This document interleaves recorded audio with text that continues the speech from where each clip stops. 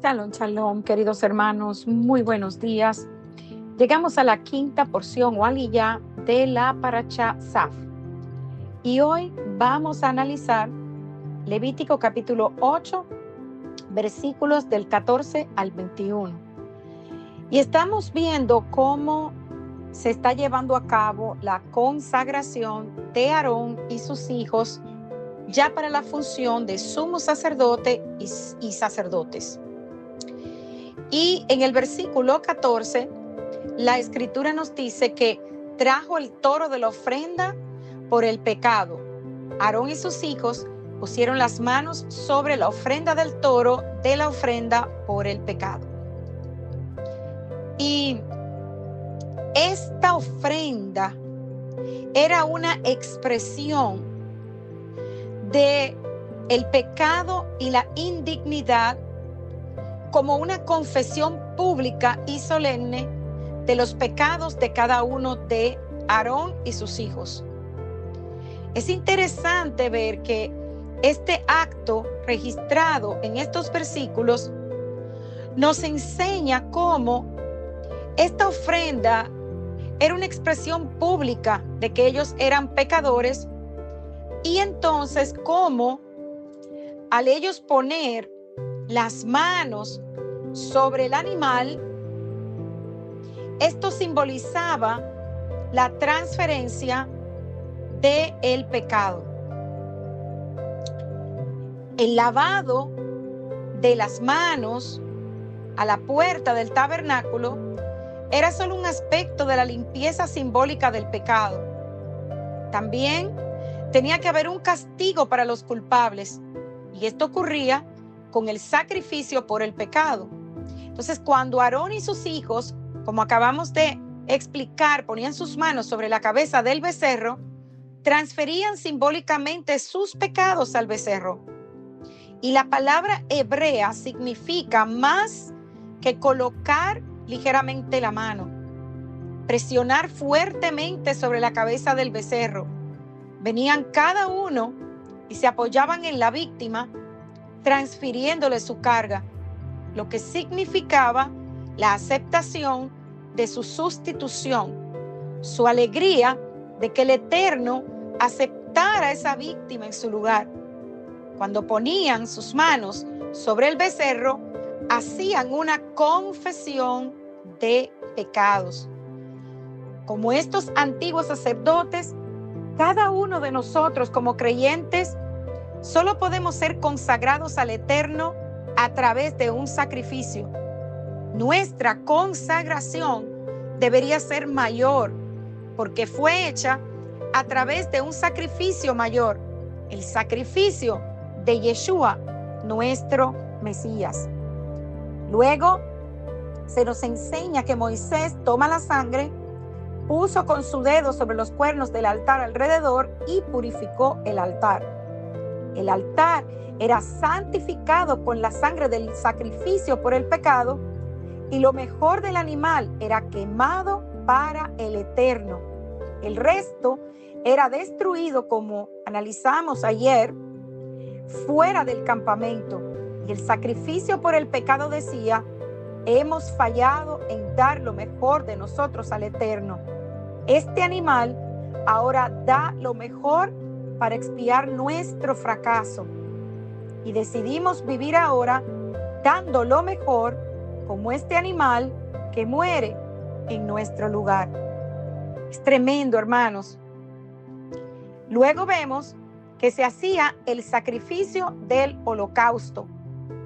Versículos 18 al 21 nos dicen: después hizo que trajeran el carnero del holocausto, y Aarón y sus hijos pusieron sus manos sobre la cabeza del carnero y lo degolló. Y roció Moisés la sangre sobre el altar alrededor y cortó el carnero en trozos. Y Moisés hizo arder la cabeza y los trozos y la grosura. Lavó luego con agua los intestinos y las piernas, y quemó Moisés todo el carnero sobre el altar, holocausto de olor grato, ofrenda encendida para Adonai, como Adonai lo había mandado a Moisés. Entonces, como en el sacrificio por el pecado, que antecede el del holocausto, también recibía simbólicamente los pecados de los sacerdotes y ellos imponían sus manos sobre la cabeza del carnero y confesaban su pecado. Moisés luego toma el carnero, lo pone sobre el altar. El carnero era completamente quemado ante el Eterno, con su sangre rociada sobre el altar, y el holocausto decía: hemos fallado en dar todo al Eterno. Este animal ahora lo da todo para expiar nuestro fracaso, y decidimos vivir ahora dándolo todo, así como este animal que muere en nuestro lugar. Hermanos, en esta parashá se especifica que los sacerdotes debían asearse, o sea, limpiarse antes de servir en el tabernáculo. Y esto nos enseña que el servicio al Eterno debe hacerse en estado de pureza. No podemos servir al Eterno si estamos impuros, ya sea física o moralmente.